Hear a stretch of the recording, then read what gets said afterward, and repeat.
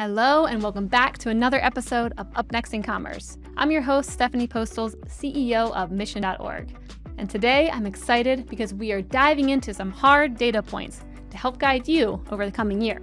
Because what we do know is that in this ever-evolving world of commerce, brands are constantly looking for data and resources to help them carve out a path forward in this fast-paced economy. Salesforce continues to be the source of information for brands everywhere, which is why I wanted to bring back a repeat guest, Caila Schwartz, who's the Director of Industry Insights at Salesforce. We got to dig into their second edition State of Commerce Report's findings and went through things like how automation is changing the world of commerce, plus the economic challenges to come, and some tips and predictions for how brands should be thinking about the holiday season. And before we jump into the episode, it ties in perfectly to pointing you in the right direction to go check out the second edition State of Commerce report and follow along with me and Caila as we're going through all the details, the data, and how to think about it. So go to sfdc.co/commerce insights, all one word. That's sfdc.co/commerce insights. Okay, let's get into it. Caila, welcome back to the show. I'm excited to bring you back for, I think, third time, right? Maybe. It's hard to keep track at this point, but thank you for having me. Yeah, I'm excited for everything we're going to dive into today. We have a lot of pieces that we're going to cover.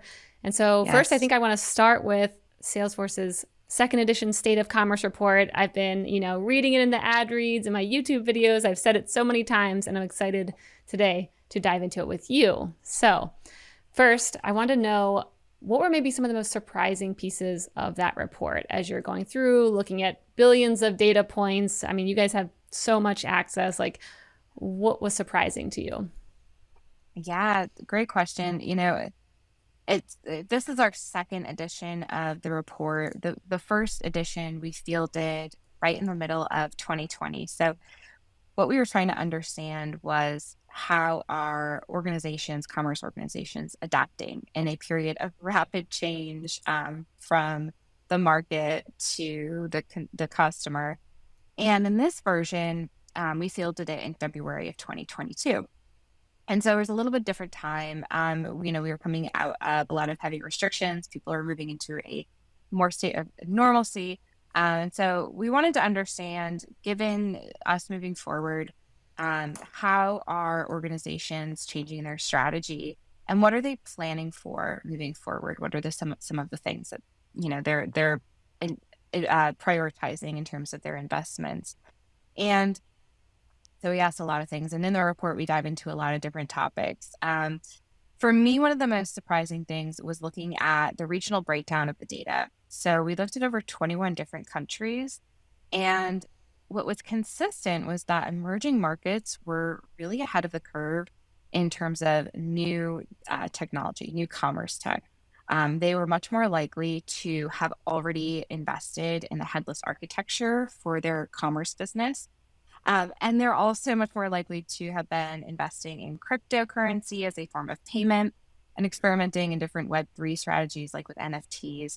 And so, especially when we looked at their data compared to the typical more mature markets, especially in North America, they were just much more likely to have invested in those new innovations. So for me, that was the most surprising.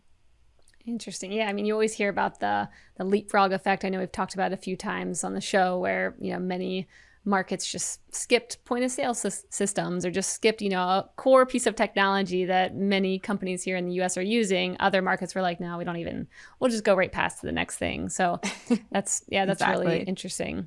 Are there any markets that come to mind that, you were most surprised by or that you think are the farthest ahead? Yeah, for one that sticks out is Latin America in particular. Yep. I believe off the top of my head, they had the highest rates of headless commerce adoption and were much more invested in crypto as a form of payment than anywhere else. So that market was certainly driving the numbers and the trends that we saw. But it really was across the board, especially, like I said, when we compared it to our more mature commerce markets, nearly everybody was, like you said, the leapfrog effect. Absolutely. We saw that. Yeah, it seems like there could be some good case studies that larger enterprises could, have around these markets and just see what some of the different companies in these markets are doing to kind of see. I mean, could they even do that though? I guess that's my question is like, can they even move quick enough to catch up with these other markets? Because you essentially have to maybe kill everything you're doing and then start Yeah. over if you want to be like them. So I wonder how, Yeah. companies here can even think about moving in that direction, if at all, or moving quick enough. Yeah. I mean, I think if you have a large international presence and you're moving into those smaller markets, that might be an opportunity, right, to experiment with those newer technologies, um, and then test and optimize and then expand out across your, other points of business. So, but that's an advantage if you are a large company that is, Hmm. expanded across international parts of or all over the globe. I think, if you're a smaller company or you only operate in one market, absolutely, it's hard. It's hard to rip and replace and uh, reinvent your entire strategy and way of thinking. And so I think a lot of organizations are taking a wait and see approach, especially to some of these newer technologies like headless and Web3, Hmm. um, which is totally fair. But I think a lot of the change and innovation that we're going to see happen in some of these larger, more mature markets is, I think, going to be driven by the consumer or the buyer. And so we see that happening, in other parts of commerce, especially with channels. So more and more customers are engaging across so many different channels um, to buy. And this is true on both the B2C and the B2B side of the business. In fact, B2B organizations are much more likely to have invested in social commerce. And that's likely driven by the relevance of LinkedIn and how important that is for B2B organizations. But just seeing how the customer and where the customer is and where the customer is demanding that interaction and having that experience, that's driving investment. And so one of the hypotheses that we had going into the study was that, you know, with COVID, that drove a lot of channel investment. So channels across social media, gaming, mobile applications, the new Web3 technologies. Um, we thought that was going to start to slow down as we move forward and things open back up, and we would see traditional channels sort of coming back to the forefront. But for organizations, that's just not what they're doing. We see channel investment actually continuing to accelerate, especially for organizations that we define as digital leaders. So digital leaders are those that report having a very high level of success within digital commerce, and they say that their digital commerce is having a very positive impact on their organization as a whole. And so those organizations who are leaders in digital, they're continuing to invest. They've already invested.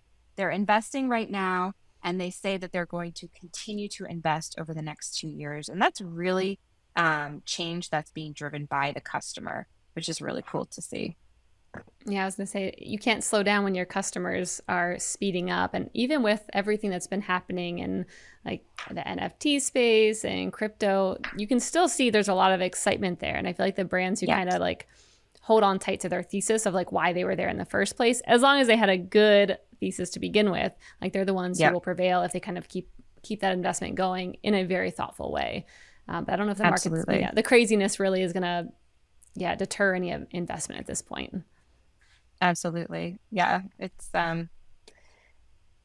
crazy times, so to speak, especially in commerce. A lot of change, and Web3 is, a disruptor, is going to change the landscape as well. Yep. Yeah, I agree. So when talking about crazy times, I of course now want to kind of dive into like the economic challenges going on right now. That's, all we can Yeah. hear about. I'm sure many, companies, brands, leaders there are a little bit worried seeing the inflation numbers and margins decreasing and, everything that's happening. It's just kind of a scary time to probably be a brand and know how to predict the next couple years. And I want to Yeah. hear from you all like what you're seeing on your side with, all the companies you work with and the data that you get. Like, yeah, what do you think is going to happen over the next maybe year? Yeah. At this point, it's tough to pull out my crystal ball and say, because like I said, things are changing so rapidly. But one of the themes that I think is going to emerge, and we talk a little bit about this in our holiday predictions for 2022, is the emergence or the reemphasis on profitability and margins. Um, Over the last 2 years for commerce, it was all about the supply chain, whether it was first mile, so at the supplier, getting product on ships, getting it to port, getting it out of port, getting it to the warehouses and the store. And then the last mile, how do you get it from the warehouse or the store to the customer? Those challenges really dominated headlines. It was on top of mind for executives, and we saw that actually in our data. Investment in first and last mile strategies and tactics were the top of the list in our 2020 state of commerce survey. Those actually now moved down quite significantly in terms of priority, and we're seeing that for organizations, it's going to be, how do I drive profitability? How do I reach customer in the channels or the markets that they're in? How do I do it efficiently? How do I target the right customer?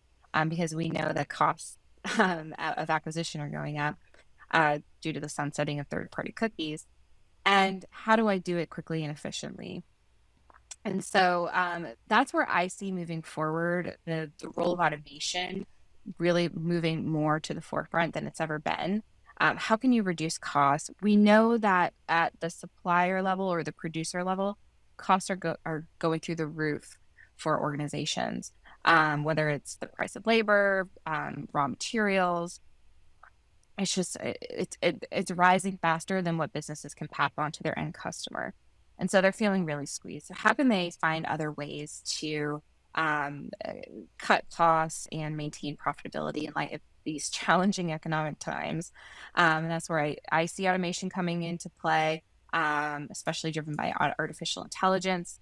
And really that goes back to a lot of different things that we talked about in the report, the role of data and how important data is. You can't have an automation strategy if you haven't mastered your first party data strategy. So how you're going to collect, clean, and merge your data sources and utilize and put that data to work. And so all of those things, I think, were important, and we started to see that emerge in the second edition of the State of Commerce. If we were to refield this in 3 or 4 or 5 months, I think that first party data strategy would be at the top of the list. Yep. Yeah, I agree. When it comes to automation, I mean, we had Chipotle on the show and they said the exact same thing around even making the meals and how much automation they were bringing into their actual, locations. And just because they couldn't even find enough, people to work for them, or people who wanted to do those jobs, and they needed things to be more efficient. And I mean, I want to hear from you though. Are there any brands you're watching who are automating things in a way where you're like, that's pretty forward thinking, or, doing their first party data strategy in a way that you think is super smart? That's a good question. Well, I think not necessarily brand specific, but I think there's going to be a lot of automation. We're starting to see this, already play out in warehousing. So that kind of goes back a little bit to the supply chain, but there's a lot of challenges and costs associated with maintaining a warehouse, especially for labor. So how they can implement automation there, I think is going to be really key. Also, automation, how organizations can leverage automation in terms of, driving or making things like buy online, pick up in store more efficient. We saw those types of tactics get stood up in a very scrappy way over the last 2 years. And for the last 2 years, it wasn't necessarily about doing it efficiently. It was just getting it done. And in some cases, it was at what cost. Now that's not necessarily the conversation anymore. It's how do we continue to do this, but do it in a more efficient and cost-effective way. And so that's where I think automation can really come in and play a role in making that buy online, pick up in store, curbside pickup experience easier. And not only just from an automation perspective, it's easier for the customer and for the sales associate, because there's, a lot of training back to that function, manpower, resources. And so that's certainly one area of automation I see being a key opportunity for cost savings. In terms of data strategy, there's some cool brands doing a lot of cool things with data. And some brands you might not even necessarily know, that it's behind the scenes, it's very stealth. And I think the best organizations are those that have a very effective data strategy and you wouldn't even know it because the experience is so smooth. So, organizations that can leverage their data across all of their different touch points, whether it's an experience you had in the store translating to an interaction you have online, or social media or what have you, and being able to carry that experience with that one shopper across all those different touch points. I think that is the cool opportunity for having a really effective data strategy. In terms of, I can't think of any brands off the top of my head that are doing that really well right now, but there's tons of opportunity there. Yeah, it feels like these past couple years have been like building beta things, like just trying to get something out there. Now, many things might just have to be completely rebuilt now that we kind of understand, like, oh, people actually want to stick with this. No one's going back to how it used to be. Things aren't really reverting. And so we might need to rebuild something. I mean, I did a buy online pickup, I think curbside. And it was a very large retailer. And I was like, I didn't even know how to pick it up. I was so confused. I was like clicking the link. It would kept asking me to sign in. I'm like, I don't even have an account with you. And I was like, I don't even know where to go. And I'm like, how have we not figured this out yet? But I think it's, because like organizations move so quickly to try and solve a problem that they had to, maybe normally would take 3 years to solve. They solved it in like 2 months. And then now I think consumers expectations are going to start to come back where for a little while, I think people were okay with it just being okay. And as long as it gets the job done. But now I think expectations are going to go higher than ever and things might just have to be rebuilt to keep up. Exactly. Especially if consumers are paying or customers are paying much higher prices than they were a year ago, their expectations are going to rise alongside that. And so it's definitely high stakes. And that kind of goes back to some, we field a lot of other surveys throughout the year. And what was interesting is that over the past 2 years, and we asked what drives your decision making when it comes to choosing a brand or a company to purchase from? And consistently when we surveyed that question over the last couple of years, it was always convenience and a product availability. So if you had the product and if I could get it quickly and easily, that's where I would spend my money. But now when we field that same question, and this is just in the last month or two, it's no longer about convenience or efficiency. It's about pricing. So customers are now more than ever, I'm going to say voting with their wallets. They're feeling the burn of the economy. And so they're going to go where it makes the most sense for them. So if you are raising prices as all organizations are, how are you going to capture the hearts and minds of customers that are, feeling the burn? And there's still a segment of the population that is more shielded from those economic challenges right now. And they're still leaning more towards convenience and availability. But, they're still going to want to have efficiency within that experience, especially if they are also still paying higher prices. So they all kind of go hand in hand. Yeah, makes sense. So how should I be thinking about the holiday season then with prices going up? People are definitely pulling back purchases probably because they're like, I don't even know what's about to happen. And who the heck knows? So how should a brand be thinking about the holiday season and the coming year? How should they be approaching, selling and thinking about pricing and messaging and all of that? It's a lot to unpack in that one question. I like to do that. Just throw it all out there and be like, let's see what sticks with Caila. I think, not to use the same answer twice, but the key theme for this year is profitability. how organizations can maintain margin in light of the economy. And we see this is really hard, right? Because we're seeing large organizations report that consumers or customers are pulling back on consumption. So Hmm. they're not placing more orders. And we also have an inventory problem. So in light of all of the supply chain challenges that we've had over the last 2 years, companies bought a lot of extra inventory in hopes that Yep. they would just get something in. And now it's finally all in and they have to deal with it. And so Yeah. we have organizations that have a lot of inventory on the books, and customers aren't buying at the same rate or customers aren't buying any more than they were at the same time last year. In fact, they're buying a little bit less because they're spending more. Um, and so how do you get that inventory off the books? Well, I think it's going to be, a promotional strategy is going to be really key this year. There's going to be a lot of noise in the ether when it comes to sales. I'm already starting to see this. Brands that I would normally never see discount are Hmm. offering 40% off Yep. sales, I'm like seeing that flash too. sales. Yeah, which is great for me. I love that. Yeah. I never pass up a deal. But, Same.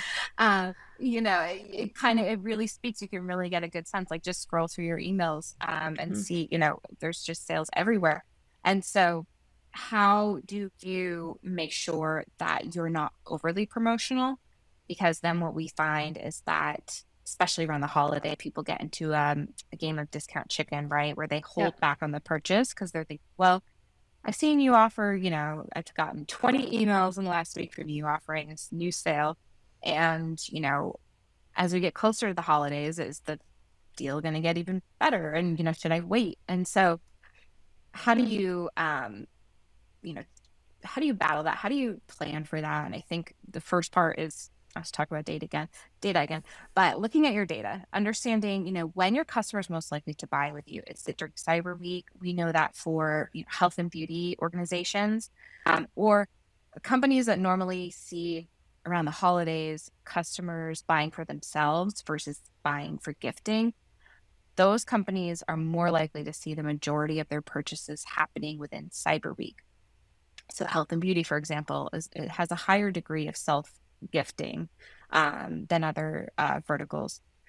But for most organizations, we're seeing a pull forward of holiday demand. So pulling a lot of sales into early November. And that's been because of the rise in promotions happening at that time of the year, sales starting earlier in order to encourage people to buy earlier.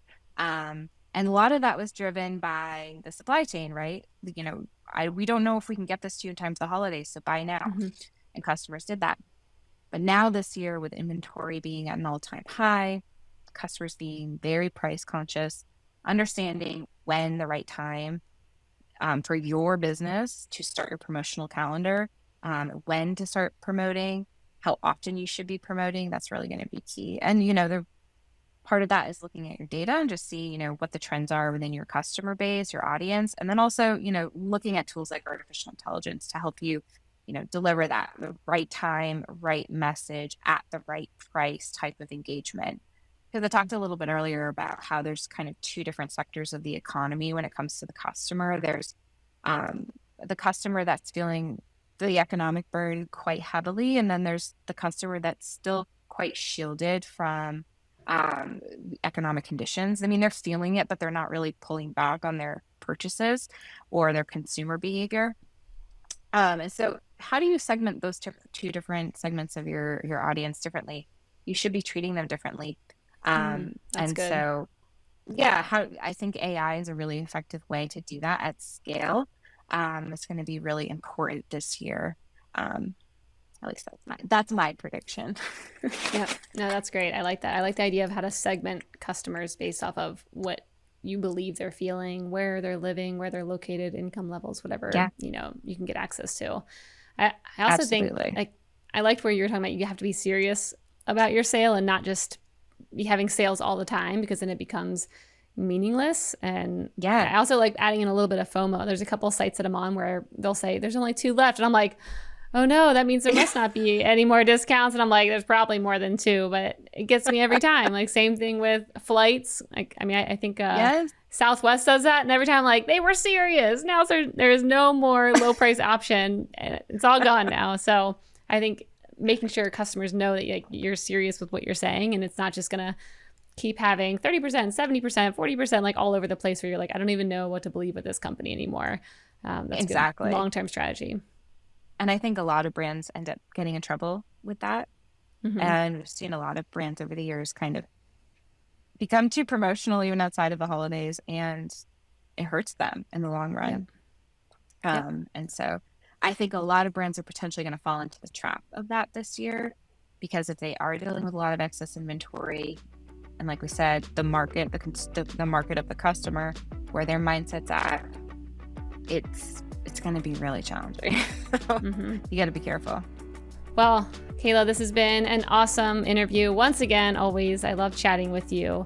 For anyone who wants to dive deeper into some of these insights, you can go to sfdc.co/commerce insights. That's where you will find Salesforce's second edition State of Commerce report. And then for the holiday report, we will link it up in the show notes so you can figure out what you should be doing for the holiday in 2023. Caila, thank you for joining us. It was a blast, and we'll have to have you back again. Thank you. Always a pleasure to be on your show. So much fun, as always. I want to quickly thank our sponsor, Salesforce Commerce Cloud, for help making this podcast possible. If you're looking for the #1 platform for all things commerce, there's no better choice. So definitely go check it out at salesforce.com/commerce.